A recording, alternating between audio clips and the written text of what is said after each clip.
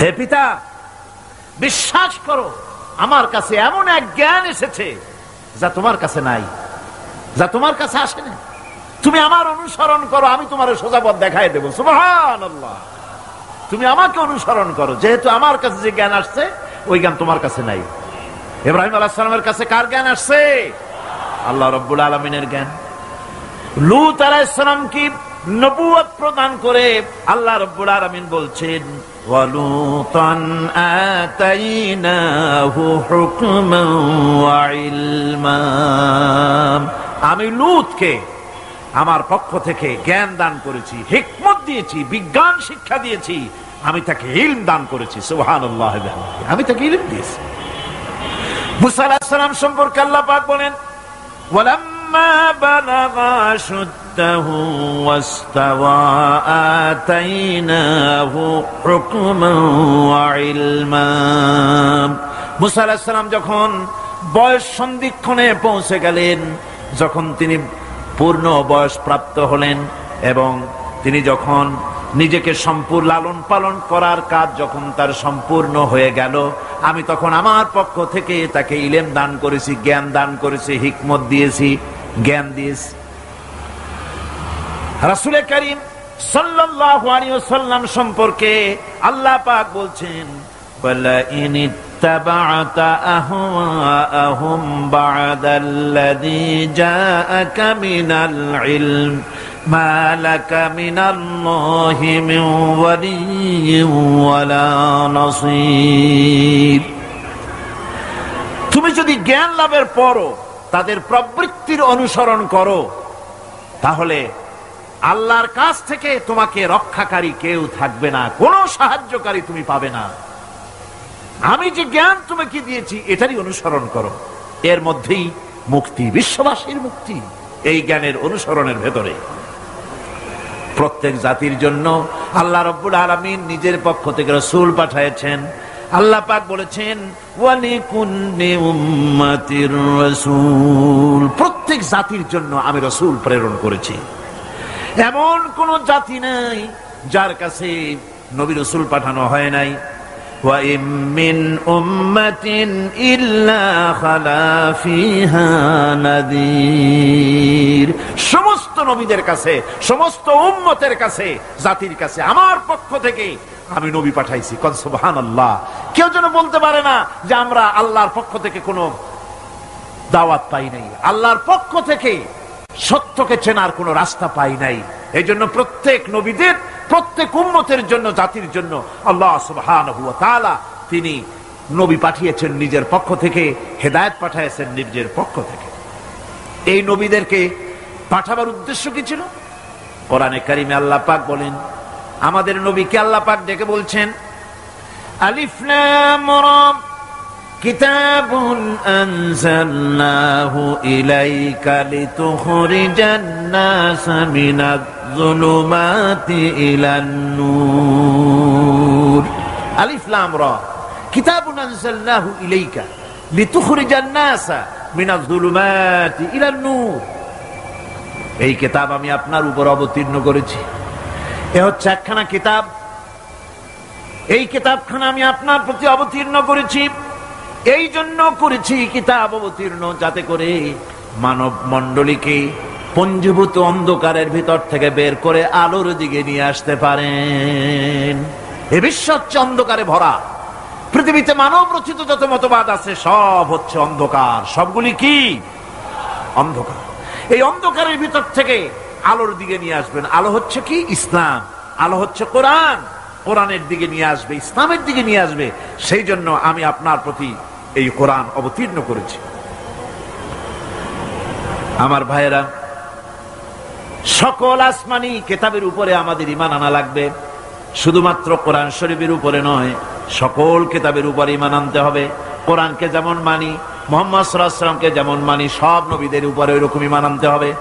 কোরআন যেমন মানি ওই রকম করে সমস্ত কিতাবের উপরে ঈমান আনতে হবে।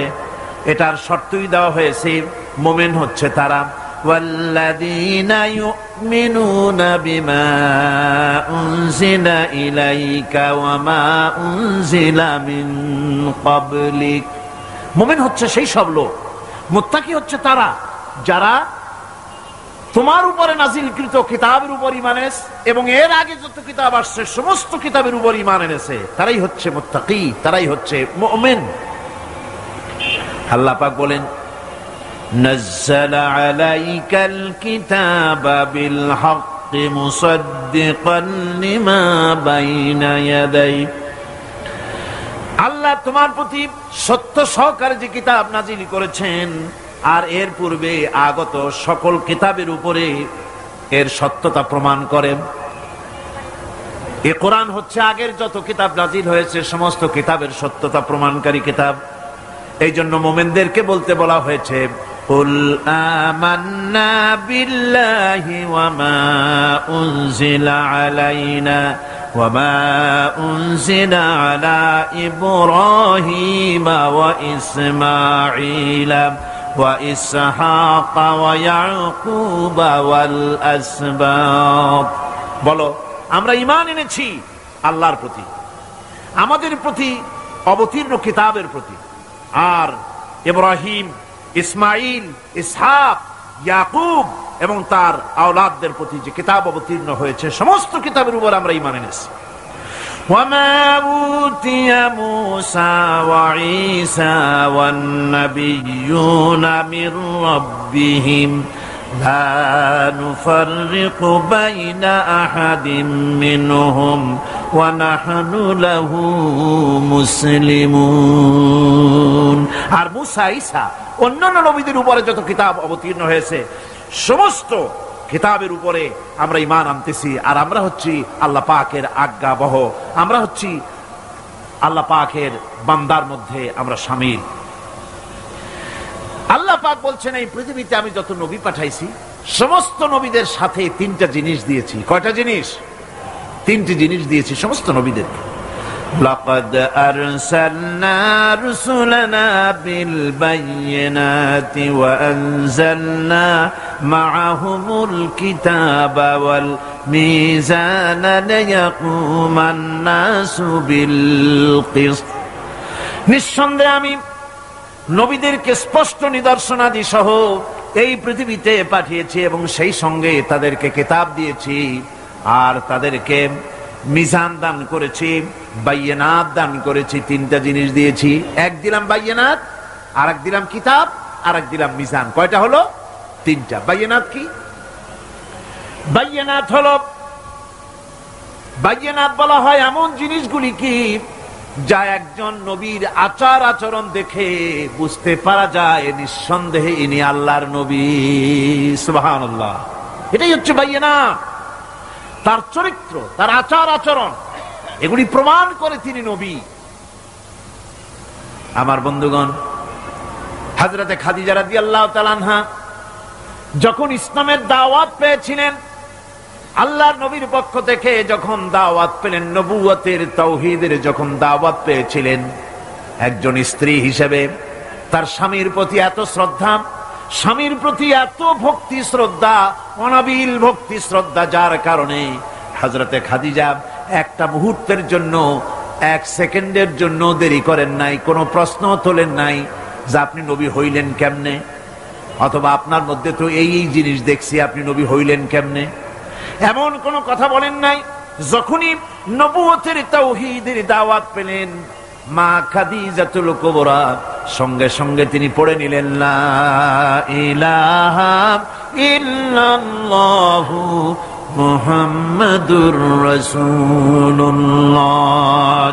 মা খাদিজা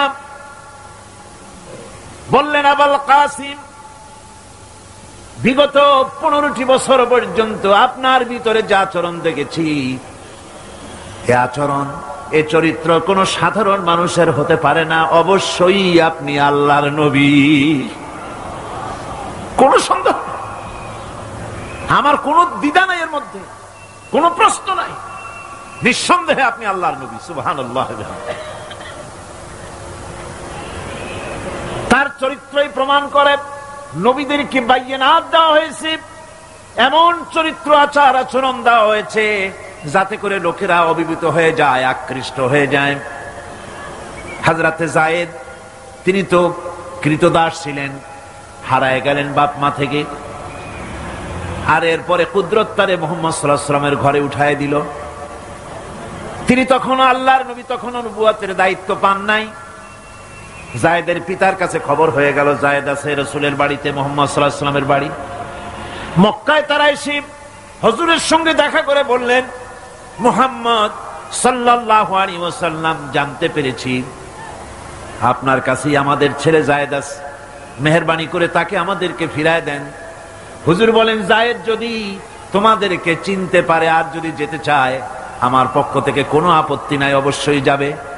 তবে যায়েদ যদি যেতে না চায়, আমি এমন লোক নই যে কেউ আমার কাছে থাকতে চাইলে আমি জোর করে তাকে ঠেলেও দিতে পারি না, আমি তেমন লোক নই।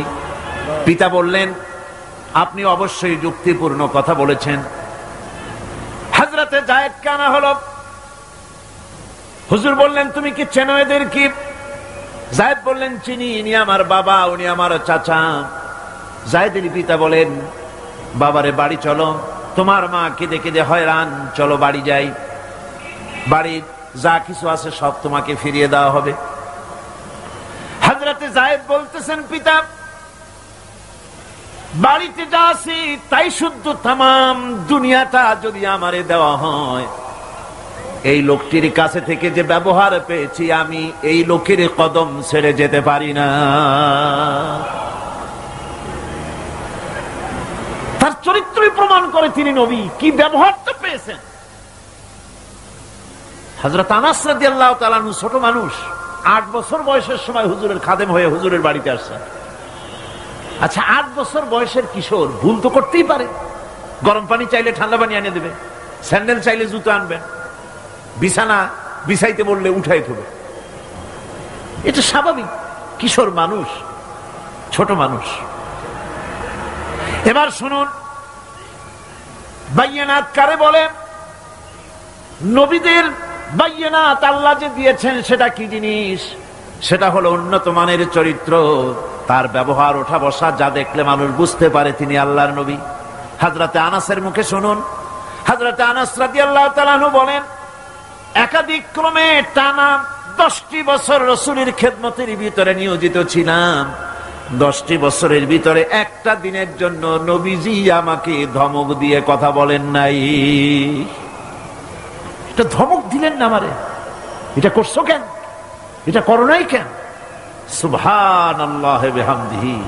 গোটা পৃথিবীর সমস্ত মুমিন মুসলমানদের, পুরুষ আর নারীদের জীবন, কলিজা, রক্ত রাসূলের কদম মোবারক উৎসর্গ হয়ে যায়।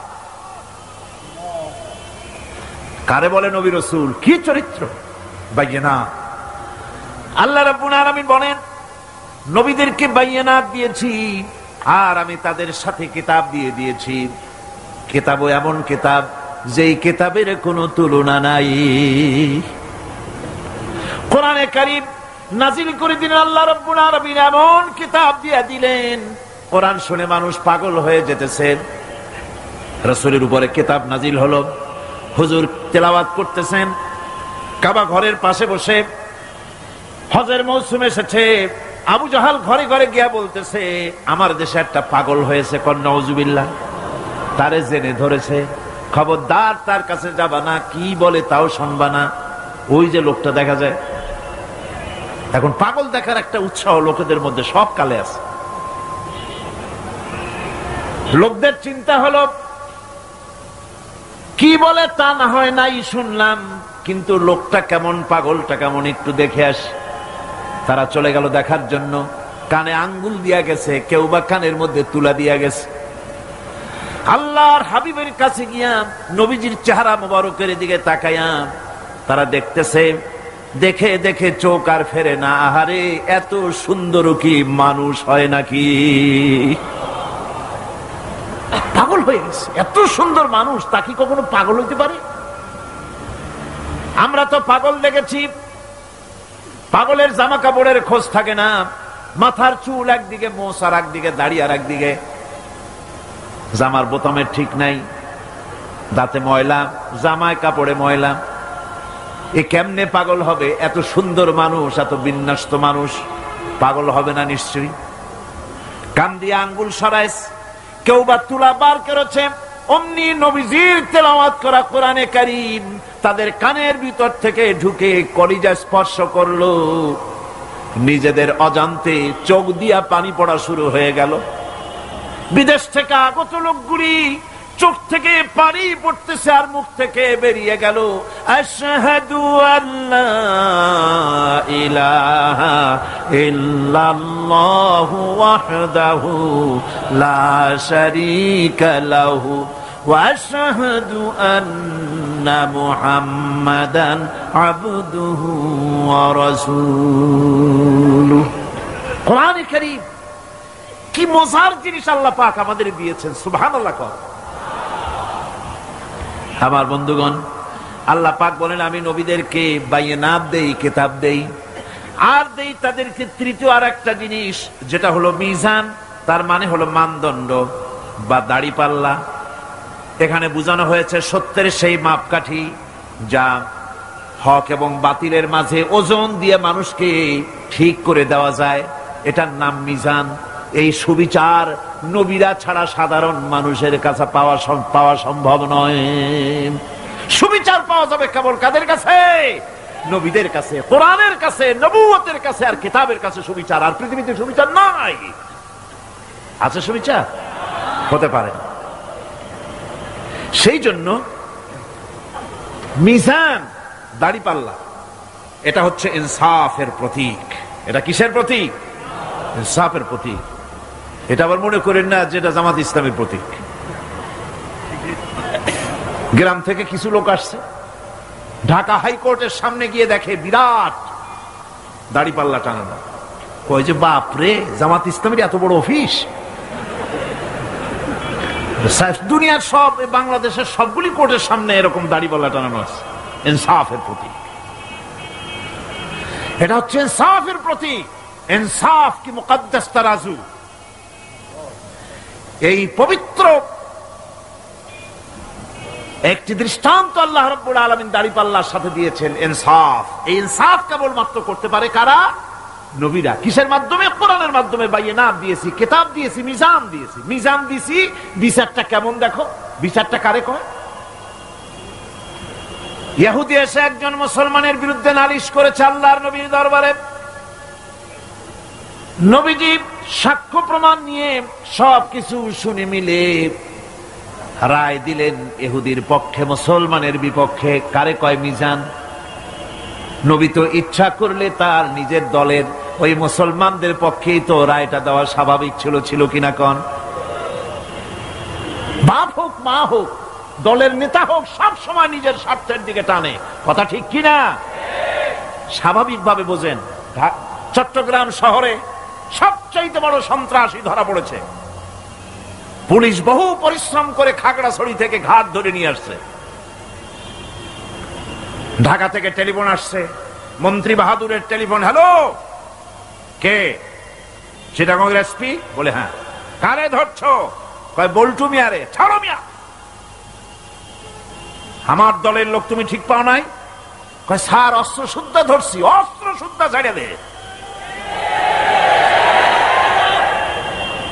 এই জন্য পৃথিবীর সাধারণ মানুষের কাছে ইনসাফ পাওয়া যায় না। যায়। আল্লাহ পাক বলেন আমি নবীর কাছে মিজান দিয়েছি। সুবহানাল্লাহ। কেমন মিজান দিলাম? নবীজি বিচার করতেছেন, ইহুদির বক্তব্য শুনে মুসলমানের পক্ষে রায় না দিয়া রায়টা দিলেন ইহুদির পক্ষে। মুসলমান বেচারা অসন্তুষ্ট হয়ে গেলেন। তিনি চলে গেলেন হযরত ওমর রাদিয়াল্লাহু তাআলা আনহুর কাছে। কপাল কত খারাপ! তার কাছে গিয়ে বলছেন আমিরুল মুমিনিন। তিনি তো তখন আমিরুল মুমিনিন হন নাই। যে বলছেন ভাই ওমর, একটা বিচারের সানি করার জন্য আসছি। বলে সানি আসছো আমার কাছে? পয়লা গেছিলা কার কাছে? গেছিলাম মুহাম্মদ সাল্লাল্লাহু আলাইহি ওয়াসাল্লামের কাছে। দেখেন অবস্থাটা। সবকিছু শুনে মিলে আমি মুসলমান, চান্দা দেই, জিহাদের পয়সা দেই, সাথে সাথে থাকি, জামাতে নামাজ পড়ি, জিহাদের ময়দানে যাই। বিচারটা আমার পক্ষে না হয়ে রাসূল ইহুদির পক্ষে রায় দিয়ে দিলেন। এটা একটা কথা হইল নাকি? আপনি বিচক্ষণ মানুষ, সবকিছু শুনে মিলে আপনি বিচারটার সানি করে দেন।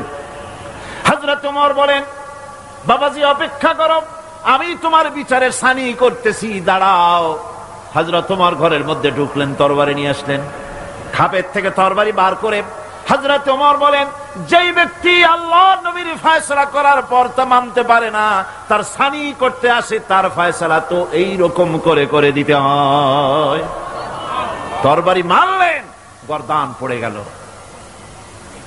এর নাম হচ্ছে মিজান, ইনসাফ। এই ইনসাফ কেবলমাত্র নবীদের পক্ষেই সম্ভব। কাদের পক্ষে সম্ভব? নবীদের পক্ষেই এই ইনসাফ করা সম্ভব। সেই জন্য আল্লাহ বলছেন, সমস্ত নবীদেরকে তিনটি জিনিস দিয়েছি, কিতাব দিয়েছি, বায়িনাত দিয়েছি, আর মিজান দিয়েছি। আমার ভাইরা,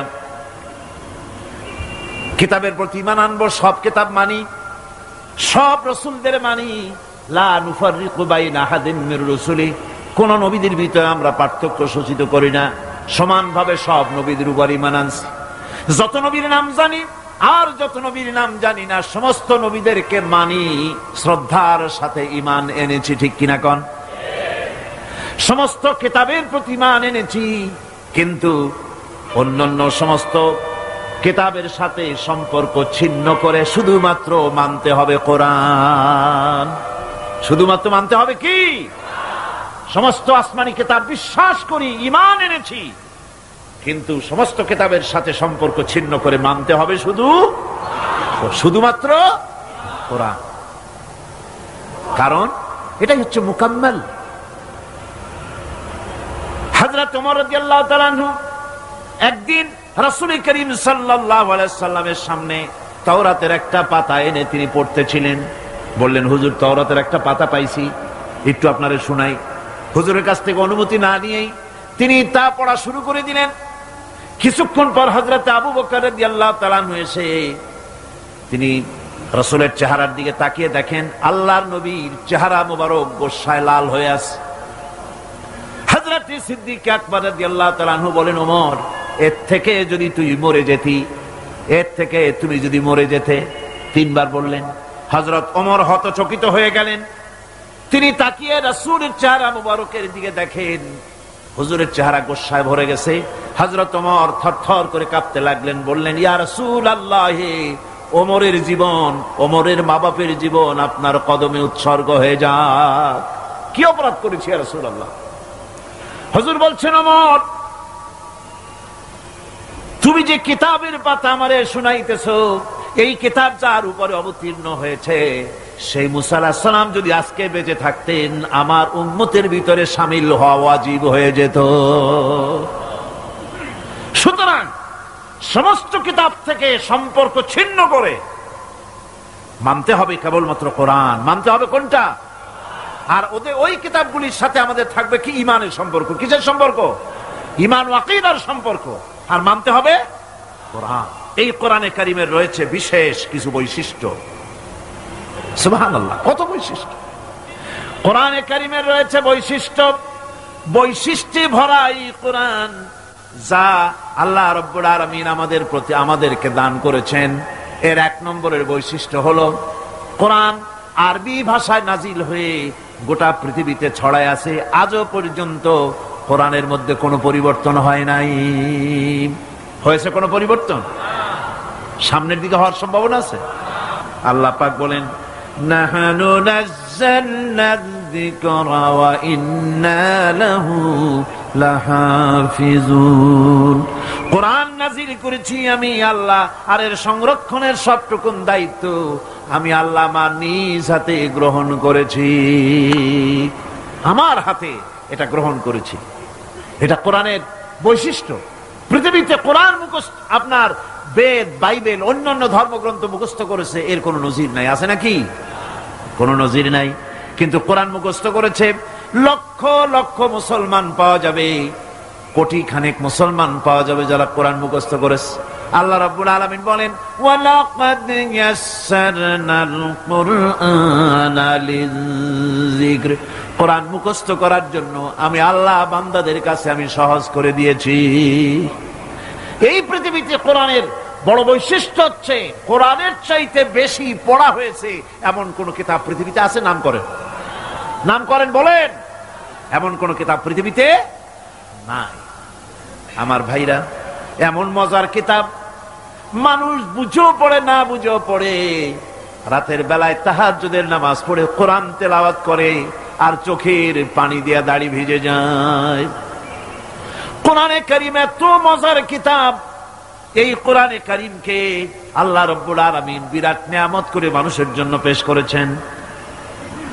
আর এই কোরআনেরই অনুসরণ করতে হবে, বৈশিষ্ট্যগুলি বুঝতে হবে। আর এই কোরআনের অনুসরণ করা লাগবে, কারণ কোরআনকেই একমাত্র অনুসরণযোগ্য কিতাব বলে আল্লাহ সর্বশেষ এই কিতাব নাজিল করেছেন। আল্লাহর পক্ষ থেকে আর একটা বাণীও মানুষের জন্য আসবে না। আসবে না কি?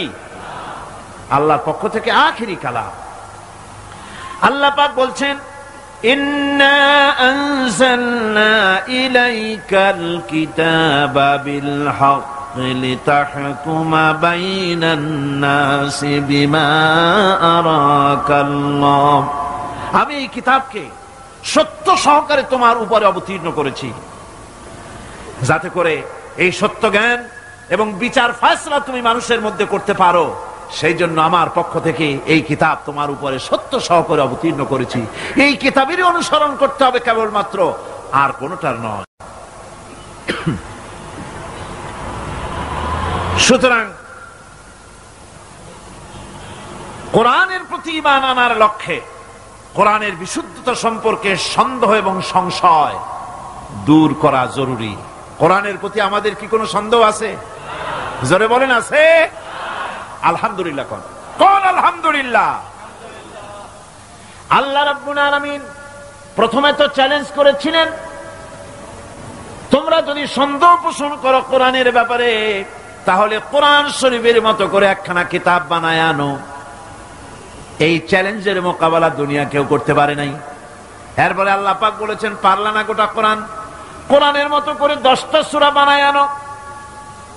তাও সাড়া পাওয়া গেল না, কাউকে পাওয়া গেল না।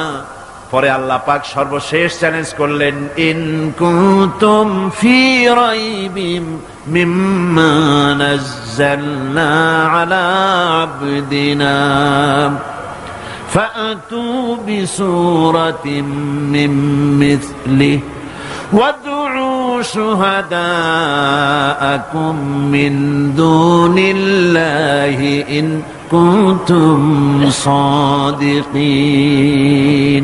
বান্দারে, যদি সন্দেহ করো যে এই কিতাব আমার নবীর বানানো, আমি নাজিল করি নাই, পারলে কোরআন শরীফের ছোট্ট সূরার মতো করে একটা সূরা বানাও। এই চ্যালেঞ্জ কত বছরের হলো? ১৫০০ বছরের পৃথিবীর মানুষের আল্লাহর এই চ্যালেঞ্জের মোকাবেলায় মানুষের, বিশ্ববাসীর নীরবতা প্রমাণ করে কোরআনে কারীম নির্ভুল ভাবে আল্লাহর কালাম। ১৫০০ বছর ধরে বিশ্ব মানবের নীরবতা, এই চ্যালেঞ্জের মোকাবেলায় গোটা বিশ্ব নীরব। কথা ঠিক কিনা? কেউ সরব হয়েছে নাকি? কোরআনের মতো করে সূরা বানাও না পারলে। নবীর ব্যাপারে কথা বলেছে, নবীকে মিথ্যা নবী বলেছে, বলেন নাউজুবিল্লাহ। নবীকে পাগল বলেছে, কবি বলেছে, জাদুকর বলেছে, গণক বলেছে। কিন্তু কোরআন আল্লাহর নয়, মানুষের বানানো, এই কথা বলার সাহস কেউ করে নাই। কারণ হলো, কোরআন যদি বলে যেটা মানুষের বানানো, তাহলে লোকেরা তারে ধরবে, তুমিও তো মানুষ, বানাও তো দেখি কোরআনের মতো করে সূরা। এই সাহস কেউ করে নাই, করবেও না।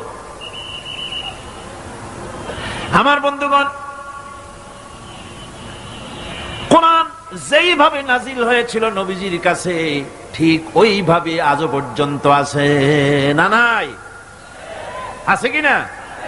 আর কিয়ামত পর্যন্ত চিল্লা, এখন কিয়ামত পর্যন্ত থাকবে। আল্লাহ পাক বলেন, ইন্না আলাইনা জামআহু ওয়া কুরআনা ফাইদা ক্বারানাহু ফাত্তাবি' কুরআনা সুম্মা ইন্না আলাইনা বায়ানা। একে সংগ্রহ করা এবং পড়িয়ে দেওয়া আমার দায়িত্ব। কোরআন শরীফ সংগ্রহ করা এবং এটাকে পড়ায় দেওয়ার দায়িত্ব আমি আল্লাহর। অতএব তুমি যখন একে পড়ো, তখন তোমার সেই কোরআনকে অনুসরণ করবে, আর এর অর্থ বুঝিয়ে দেওয়ার দায়িত্ব আমি আল্লাহর। রাসূল করিম সাল্লাল্লাহু আলাইহি ওয়াসাল্লাম কোরআন শরীফ নাজিল হচ্ছিল, আর তেলাওয়াত করতে গিয়ে, মুখস্থ করতে গিয়ে তাড়াহুড়ো করতেছিলেন,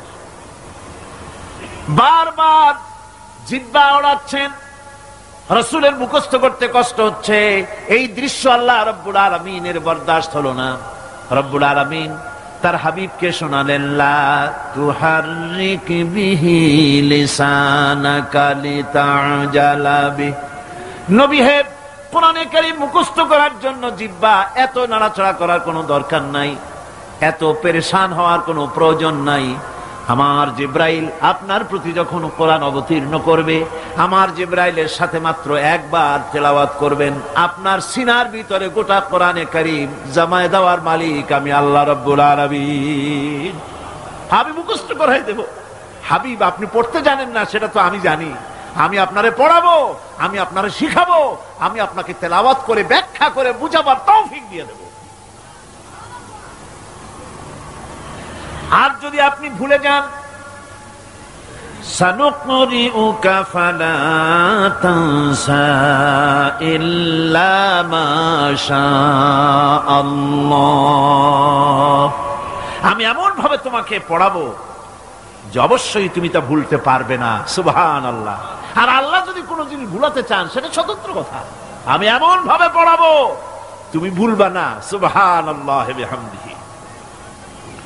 আল্লাহ রাব্বুল আলামিন তিনি বলছেন তার হাবিবকে, ওয়াতলু মা উহিয়া ইলাইকা মিন কিতাবি রাব্বিক লা মুবাদদিলা লিকালিমাতি, তোমার প্রতি তোমার প্রভুর পক্ষ থেকে যে কিতাব অবতীর্ণ হয়েছে তা তুমি তেলাওয়াত করো। কোরআন শরীফ বেশি বেশি তেলাওয়াত করো। নবীজিকে তেলাওয়াত করতে বলা হয়েছে, আর বলা হয়েছে আল্লাহর কথা কেউ পরিবর্তন করতে পারবে না। বেশি বেশি তেলাওয়াত করো, তোমার উপরে যা অবতীর্ণ হয়েছে তেলাওয়াত করো। এটা শুধু নবীর জন্যই নয়, গোটা উম্মতের জন্য তেলাওয়াতের হুকুম। তেলাওয়াত করো। কোরআন শরীফ যে পৃথিবীর বুকে অবিকল আছে, তার যতগুলি কারণ, ওর মধ্যে বড় একটা কারণ হলো কোরআন শরীফ যত বেশি মুসলমানেরা পড়ে, এত বেশি কোন ধর্মগ্রন্থ তার অনুসারীরা পড়ে না। ঠিক কিনা? নামাজে তেলাওয়াত করে, এমনি তেলাওয়াত করে, করবে না কেন? কারণ হলো এমন কিতাব আল্লাহ দান করেছেন যার প্রত্যেক অক্ষরে অক্ষরে 10টা করে নেকি আমলনামায় লেখা হয়ে যায়। নবীজি বলেছেন, আমার উম্মতেরা কোরআন পড়ো বেশি করে, কোরআনে কারীমকে তেলাওয়াত করো। কেউ যদি সূরা ইখলাস 3 বার পড়ে, গোটা কোরআন শরীফ একবার খতম করার সওয়াব আল্লাহ দিয়ে দিবেন। আল্লাহর নবী বলেছেন, মুমূর্ষ ব্যক্তির কাছে বসে সূরা ইয়াসিন পড়বে, তাহলে আল্লাহ পাক মুমূর্ষ ব্যক্তির কবরে তার মৃত্যুর আযাবকে কমায়া দিবেন। মুমূর্ষ ব্যক্তির কাছে বসে সূরা ইয়াসিন পড়ো। আপনি মরতেছেন, আপনার ছেলেরে কোরআন শরীফ শিখান নাই, মৌলভী সাহেব কখন আনবে আর কখন কোরআন শরীফ পড়বে?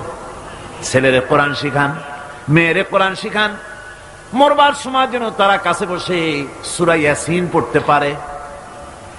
আল্লামা হালি কি সুন্দর করে বলেছেন, মাস্টার হে নজর মে লড়কু কি শামত দেখিয়ে, मास्टर है नजर में लड़कों को की शामत देखिए, उनकी फोटो लेते हैं पढ़ते नहीं यासीन है। बाप मरतेছে, মা মরতেছে, ওস্তাদ মরতেছে, শোনা মাত্র ছেলে মেয়ে ছাত্র সব ক্যামেরা নিয়ে আসতেছে, ফটো উঠাইতেছে। কেমনে দাগগুলো ছিটকে বাপ মরতেছে ছবি উঠাচ্ছে, কেমনে ওস্তাদ টানা দিয়ে মরতেছে, দাঁত কর্মর করতেছে, বিভিন্ন পোজে স্ন্যাপ নিচ্ছে। সূরা ইয়াসিন পড়তেছে না, কপাল পড়া। কি পড়া? কপাল পড়া। নবীজি বলেছেন, কেউ যদি একটিবার সূরা ইয়াসিন পড়ে, আল্লাহ রাব্বুল আলামিন গোটা কোরআনে কারীম 10 বার খতম করলে যে সওয়াব হবে, রব্বুল আলামিন সূরা ইয়াসিনের পাঠকের আমলনামায় তা দিয়ে দিবেন।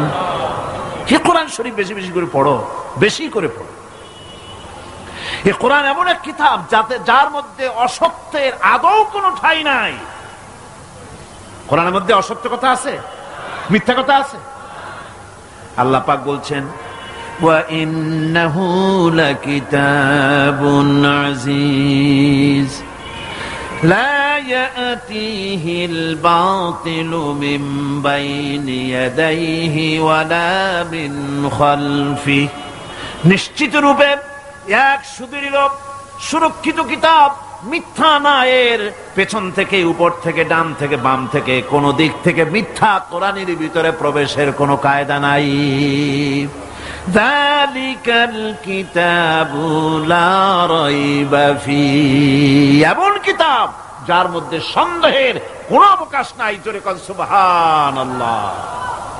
যত বই লেখা হয়, যত লোকেরা বই লেখে, প্রত্যেক গ্রন্থকার বইয়ের ভূমিকায় লেখে যে পাঠক যদি কোনো ভুল ভ্রান্তি পান আমাকে জানাই দিবেন, পরবর্তী সংস্করণে আমি কৃতজ্ঞতার সাথে আমি সংশোধন করে নেব। এরকম কেউ লেখে নাকি যে আমি যে একখান বই লিখছি এইরকম বই পৃথিবীতে কেউ লিখতে পারে নাই, কোনো ভুল ভ্রান্তির বালাই নাই, এরকম কেউ বলতে পারছে? পারে না।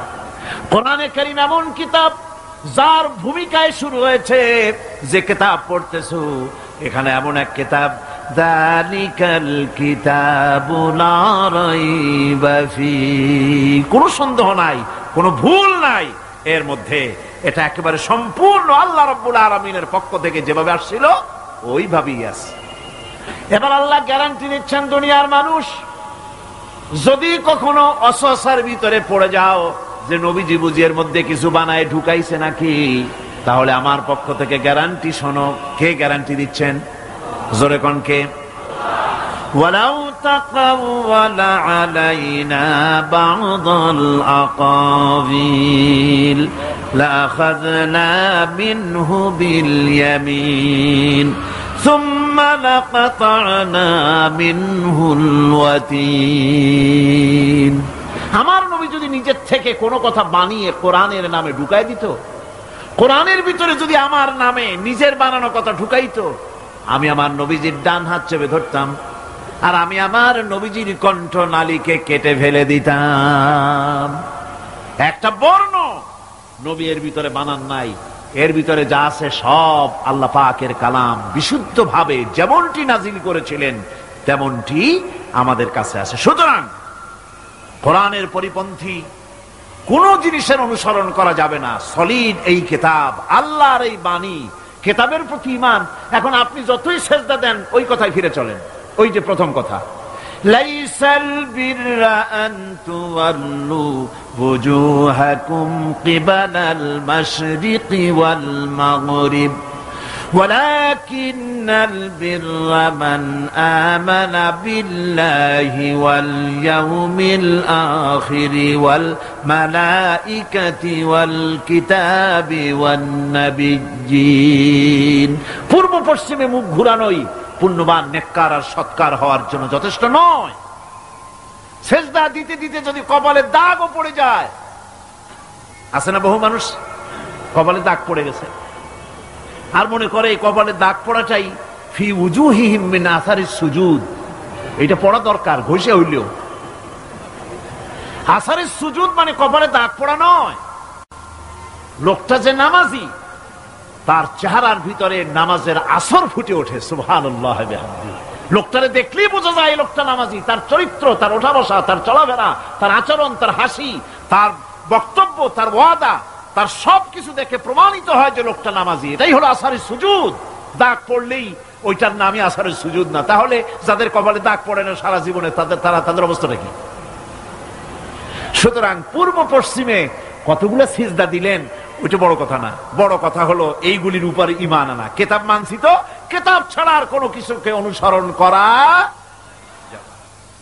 এবার শুনুন আল্লাহ পাক কি বলতেছেন, ইত্তাবিউ মা উনজিলা ইলাইকুম মির রাব্বিকুম ওয়া লা তাত্তাবিউ মিন দুনিহি আউলিয়া। যা কিছু তোমার প্রভুর পক্ষ থেকে অবতীর্ণ হয়েছে সেটারই অনুসরণ করো এবং কোরআন ছেড়ে অন্য কোন পৃষ্ঠপোষকের অনুসরণ করো না। কে নিষেধ করেছেন? কে নিষেধ করেছেন? এই কোরআনের পরিপন্থী কোন জিনিস মানা যাবে না। কোরআন যা বলেছে সেটাই মানতে হবে। রব্বানা যালামনা আনফুসানা ওয়া ইন লাম তাগফির লানা ওয়া তারহামনা লানাকুনান্না মিনাল খাসিরিন। হে আল্লাহ তাআলা, লক্ষ লক্ষ মুসলমান নরনারী তোমার দরবারে হাত তুলেছি, মেহেরবানি করে আমাদেরকে গোমরাহি থেকে বাঁচাইয়া দাও, আমাদেরকে শিরক এবং বিদআত থেকে মুক্ত করে দাও। আয় আল্লাহ, তুমি দয়া করে আমাদেরকে সিরাতুল মুস্তাকিমে চলার তৌফিক দিয়া দাও। ইয়্যাকা না'বুদু ওয়া ইয়্যাকা নাস্তাঈন। পড়েন সবাই, ইয়্যাকা না'বুদু ওয়া ইয়্যাকা নাস্তাঈন, ইহদিনাস সিরাতাল মুস্তাকিম, সিরাতাল লাযীনা আন'আমতা আলাইহিম গায়রিল মাগদুবি আলাইহিম ওয়ালাদ-দাল্লিন। আল্লাহুম্মা লা মানি'a লিমা আ'তাইত ওয়া লা মু'তিয়া লিমা মানা'ত ওয়া লা ইয়ানফা'ু জাল জাদ্দ মিনকাল জাদ্দ। সিত্রুল আরশ মাসবুলুন আলাইনা ওয়া আইনুল্লাহি নাযিরাতুন ইলাইনা বিহাউলিল্লাহি লা ইয়াকদিরু আলাইনা। আল্লাহুম্মা ইন্না নাজআলুকা ফি নুহুরিহিম ওয়া নাউযু বিকা মিন শুরুরিহিম। হে আল্লাহ তাআলা, এই শতাব্দীর শেষ তাফসীরুল কোরআন মাহফিলের আজ চতুর্থ দিন, আগামীকাল এই মাহফিল শেষ হয়ে যাবে, পরের দিন এই মাঠ খা খা করতে থাকবে। হায় আল্লাহ রাব্বুল আলামিন, প্রতি বছর এই চট্টগ্রামের মানুষেরা ঈদের মতো করে উৎসব করে, প্রত্যেকের বাড়িতে বাড়িতে মেহমান জমা হয়ে যায়। হায় আল্লাহ তাআলা, মানুষেরা দূর দূরান্ত থেকে ছুটে আসে। আল্লাহ, তুমি দয়া করে এই তাফসীরুল কোরআন মাহফিলকে এই দেশের ইসলামী আন্দোলনের মাইলস্টোন বানায়া দাও রব্বুল আলামিন। এই ইসলামী আন্দোলনের জন্য তামাম পৃথিবী বুকে কোরআনে কারীমের এই আওয়াজ তুমি পৌঁছায়া দাও। খাতমে নবুয়তের উপরে যে আলোচনা আমরা করলাম, এর উপরে আমাদের আকীদা মজবুত করে দাও। হায় আল্লাহ, কাদিয়ানী সম্প্রদায়কে আল্লাহ তুমি হেদায়েত করে দাও রব্বুল আলামিন। তাদেরকে এই বাংলাদেশে তারা যে মুসলমানদের বিরুদ্ধে ষড়যন্ত্র করছে, তার মোকাবেলায় আল্লাহ তুমি দয়া করে মুসলমানদেরকে সাহায্য করো রব্বুল আলামিন। আগামীকাল আখেরি মোনাজাতে তোমার বান্দা বান্দীদেরকে চতুর্দিক থেকে মিছিল সহকারে তোমার নামের স্লোগান দিতে দিতে মানুষের উত্তাল ঢেউ এই জায়গায় তুমি সব পৌঁছাইয়া দিও। এই মাঠ তোমার বান্দাদের পদভারে শেষ দিনে সংকীর্ণ হয়ে যায়। আল্লাহ, তুমি আপন কুদরতে এই মাঠকে বড় করে মানুষের ব্যবস্থা করে দিও রব্বুল আলামিন। তোমার কুদরতি নিজাম দিয়ে এই মাহফিল পরিচালনা করে দিও। হায় আল্লাহ পাক, এই মাহফিলে জাতি ধর্ম দল মত নির্বিশেষে লোকেরা তোমার কোরআন শুনতে আসেন। আল্লাহ পাক, তোমার কাছে বিনীতভাবে ফরিয়াদ করি, যেই দলের লোক হোক না কেন, কোরআনের হেদায়েত সকলের নসিবে তুমি দিয়ে দিও রব্বুল আলামিন। তুমি দয়া করে আগামীকাল যে আলোচনা করলে মানুষের জন্য হেদায়েত নসিব হবে, সেই আলোচনা আল্লাহ তুমি আলোচকদের মুখে এনে দিও। হে আল্লাহ রব্বুল আলামিন, এই মাহফিলে দয়া করে মেহেরবানি করে যত লোকে টাকা দিয়েছে আর দেবে, আল্লাহ তুমি সকলকে মেহেরবানি করে এই সমাজ কল্যাণকে সাহায্য করার তৌফিক দান করে দিও।